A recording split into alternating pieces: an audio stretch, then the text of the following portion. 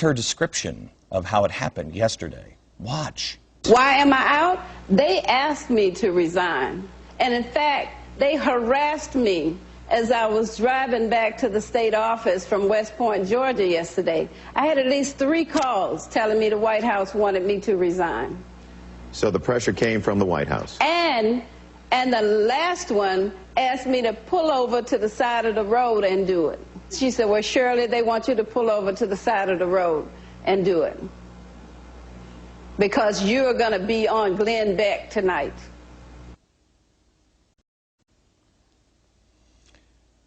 I really truly believe they are trying to make me into the bully. I mean, she seems like a nice woman. She goes on to say those phone calls came from the USDA under Secretary Cheryl Cook. Let's look at this. Here's what happened. The first call came and she said, I have a 3.5-hour ride ahead of me. Second call, she's driving in the car. The third call, they finally call and say, just pull over to the side of the road. You have to resign. The White House wants it right now. Are you sitting down at the White House? Are you comfortable, Robert? May I call you Bobby Gibbs? Or do you prefer the Pillsbury spokesboy? I don't, because I don't. Here's my take on Shirley Sherrod. I don't think Shirley should have been fired. Or, I'm sorry, forced to resign. Based on the facts that we have right now, this is something that I wouldn't air and demand a resignation on. No, I wouldn't. Why? You know, when we did Van Jones and we had all those clips of Van Jones, do you know how many audio pieces we could have run, but we couldn't get the full context of the speech? Context matters. First of all, let me ask you this, Bobby. She says herself, this isn't about races being pitted against each other. That's what she says. This is not about racism, black versus white. It is about pitting the classes against each other. Watch again. That's when it was revealed to me that y'all is about poor versus those who have. Okay, all right. So it's about rich versus poor. Well, based on that belief, Shirley shouldn't have been fired at the White House. She should have been promoted in this administration. You should have made her the green job czar. Make her the regulatory czar, the manufacturing czar, or the energy czar, or the director of Medicare and Medicaid. She fits in with all you Maoists. She fits in with almost every single appointment from this administration. She wasn't talking about black and white. She was talking about the haves and the have-nots. It's class warfare that you guys love so much. Why didn't the USDA and Barack Obama wait until you knew all the facts? Why not? Something's not right here. There are other things to consider, but I don't know if any of them make sense. Maybe it's they just knew how bad this was. Maybe that's what it was. They want to let all the air out of the tire because they knew they couldn't survive it, which I don't believe for a second. Maybe they thought if this becomes a big enough deal, it gains traction, we're going to have to fire her anyway, and then people will feel like they won. Maybe that's what it is. Are you willing to throw this woman under the train tracks for that? You know what's happening here? Here's a woman who is guilty until proven innocent by the federal government. They fired her, and now they're all backpedaling. Why? There's no due process. Why didn't we talk about this story, other than we didn't know about it at 5 o'clock Eastern Time? Why didn't we talk about this story yesterday? Oh, that's right. Because we were talking about how this administration doesn't believe American citizens have a right to a fair trial. They have politically assassinated this woman. No one has even heard the case for or against her yet. They just took her out. When did we stop having the right to face our accusers? The White House is watching today because they think I will be celebrating this as some kind of victory. Well, I won't, and I'm not. In fact, I never asked for a resignation of Van Jones. When everyone expected me to declare a victory, I asked for an explanation. That's all I've ever wanted, an explanation. I want to know how a revolutionary communist wound up in the White House. Did you know? When did you know it? Why didn't you fire him? Why'd you hire him? We never got that explanation. I think Shirley Sherrod is probably asking the same thing now. How the heck did I get ousted out of the USDA without an explanation on something that she claims All I was doing was showing you a pivot point. Pivot points build character. This administration is into character assassination without due process. This is what we talked about yesterday. This is how the administration does almost everything. They make Congress irrelevant. They do whatever they want. They make fair trials irrelevant. They do whatever they want. They announce plans to execute Americans without due process. Do whatever they want.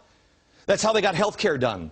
That's how they put another Marxist in as a director of Medicare and Medicaid. It's how everything is done. They decide. They control. Why are they getting rid of Shirley? Why? Why is she being made an example of? Where are the journalists on this? Oh, there is a million questions and a million Pulitzers waiting to be collected by these people who, let me ask, the moms and dads and the aunts and the uncles and the brothers and sisters of anybody who is a journalist, could you just call them up tonight and ask them, really, what is it that you're doing that is more important than asking real questions? If you see a journalist somewhere, ask them politely. Don't march on their lawn like you're a union member. Politely ask them, what is it that you're doing? Are you no longer intellectually curious? Is it that you know something that we don't know, besides what Lindsay Lohan wore to jail today? Journalists are supposed to ask questions and protect the republic. They won't talk about this story. What is going on with this story? Here's a question. Why was she forced to resign so quickly? Now, I suppose maybe they're afraid of the Tea Parties and you, Fox News. Maybe the Van Jones syndrome really kicked in at the White House and they just didn't want to deal with another one. I don't think so. Hadn't stopped them on other issues. Oh, they're afraid of Glenn Beck? Really? Healthcare, stimulus package, financial regulations, plowing forward, cap and trade, amnesty, BP. Really? Boy. They haven't made any strong statements about the controversy surrounding the Black Panthers of the NAACP, so what is it about this one? Could they be trying to minimize the damage, just like they did with Van Jones? Remember how the Mao-loving communications director, Anita Dunn, talked about controlling the media? They know that information is power. Are they controlling it for some unknown reason here? Since the NAACP hasn't released the tape in its entirety, yet maybe there are things even more incriminating on the tape. I don't know, but we'll find out now, I'm sure. Maybe they believe that with her gone, the whole thing goes away. No. It's possible that Shirley Sherrod is just a sacrificial lamb to placate Americans who are growing concerned over the obvious reverse racism we're seeing now. But that doesn't seem right either.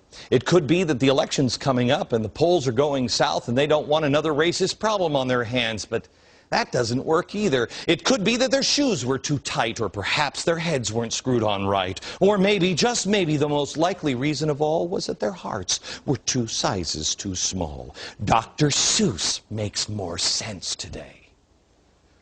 Here's what I think. Here's what I think could be happening. The NAACP, they didn't talk to her. They didn't talk to her at all. They didn't ask her for her side of the story. They didn't support her based on a soundbite. That doesn't make sense. Obama didn't talk to her about the tape, or anybody in the White House. They didn't get her side of the story. Let me ask you this question. Are we all held accountable for things we did 24 years ago? And if so, could you please, White House, explain Robert Byrd to me? Because I don't get that one. So here's what I think. Context matters. The NAACP has attacked the Tea Parties. Are there racists in the Tea Parties? Sure. Are there racists at the NAACP? Sure. Because there are racists in the general population. The NAACP attacks the Tea Parties and demands zero tolerance. That helps Obama because the Tea Party is on a witch hunt. They're trying to make sure there's zero tolerance. And then the NAACP, they find this tape. They know this speech will look bad for them, so they kill it. They assassinate Shirley to keep the pressure on the Tea Party. For political reasons, they take this woman out. Now the NAACP is under attack from both sides. And what they've learned is they can't treat their supporters like the general population yet. Context matters. Shirley, I don't think you should have been fired for this. Not that what you're saying is true. I don't know. We had more on Van Jones, but we didn't show it because context matters. Shirley says her turning point here is the context. Will anyone cover this? Will anyone cover this, or will it just be used for political purposes? You see, the key here is the media, and that's where we're going next.